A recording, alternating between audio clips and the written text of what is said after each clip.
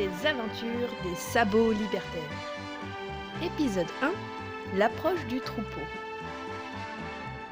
Alors souvent on nous demande à quoi ça sert l'énergétique. Là par exemple, un cas pratique, quand on arrive sur un troupeau que moi je connais pas, la première chose à faire c'est de regarder au niveau du ressenti dans le lieu en général. Donc on essaye de se poser 2 minutes, de se centrer et de voir comment on se sent tout simplement, de voir si on a envie d'y rester, si on s'y sent bien, s'il y a une zone dans laquelle on préfère aller ou s'il y en a une qu'on aurait envie d'éviter.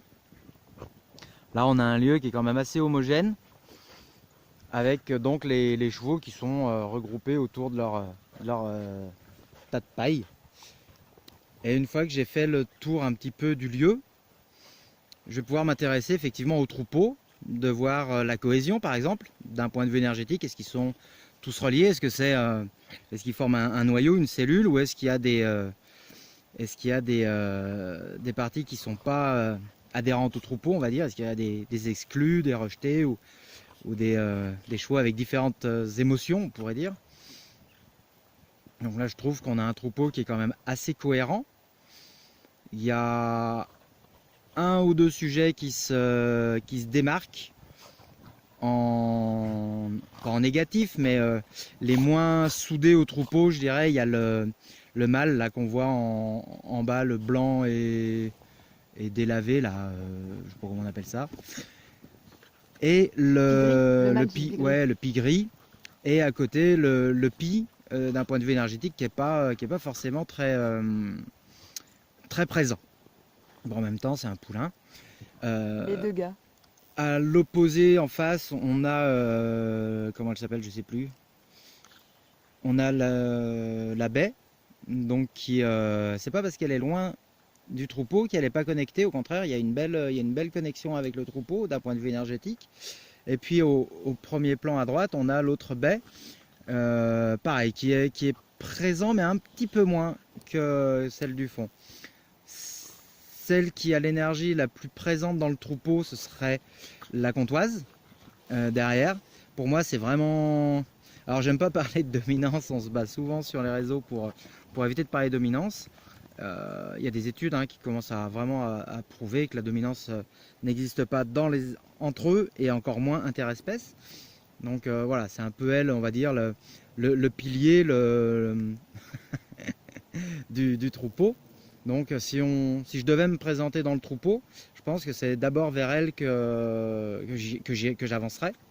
Donc ça, c'est des points de vue qui sont totalement énergétiques, qui sont d'un point de vue du ressenti.